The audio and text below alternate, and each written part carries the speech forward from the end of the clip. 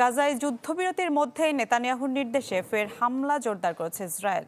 মঙ্গলবারের হামলায় প্রাণ গেছে অন্তত ২০ ফিলিস্তিনির, আহত অর্ধ শতাধিক। তেল আবিবের অভিযোগ, রাফায় ইসরায়েলি বাহিনীকে লক্ষ্য করে হামলা চালিয়েছে হামাস।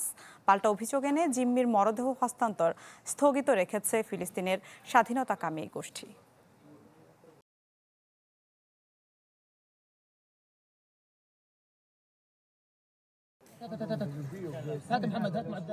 গাজায় চলমান যুদ্ধবিরতির মধ্যেই নেতানিয়াহুর নির্দেশে হামলা আরও জোরদার করেছে ইসরায়েল।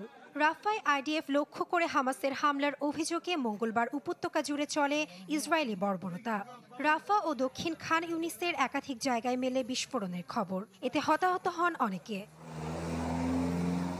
আল জাজিরার তথ্য বলছে, ১০ অক্টোবর থেকে গাজায় যুদ্ধবিরতি কার্যকরের পর এবারের হামলাটি সবচেয়ে সহিংস। ফিনলে ইংলিশ ব্রেকফাস্টটি, যার কড়া স্বাদ আর সতেজ সুবাস দেয় চুমুকে চমৎকার একটা দিন। এতে তৈরি হয়েছে যুদ্ধবিরতি ভেস্তে যাওয়ার শঙ্কা। তবে যে অভিযোগে ফিলিস্তিনের নাগরিকদের উপর বর্বরতা, তা অস্বীকার করেছে হামাস। পাল্টা যুদ্ধবিরতি চুক্তি লঙ্ঘনের অভিযোগ তোলেন তারা। এর আগে সোমবার সবশেষ ফেরত দেয়া ইসরায়েলি জিম্মির মরদেহটি অবশিষ্ট ১৩ বন্দীর নয় বলে চুক্তি লঙ্ঘনের অভিযোগ তোলে নেতানিয়াহু। পরদিন ধ্বংসাবশেষ থেকে আরও এক ইসরায়েলি বন্দীর মৃতদেহ পাওয়ার কথা জানায় হামাস। তবে চুক্তি লঙ্ঘনের পাল্টা অভিযোগে মরদেহ হস্তান্তর স্থগিতের ঘোষণা দিয়েছে ফিলিস্তিনের স্বাধীনতাকামী সংগঠনটি।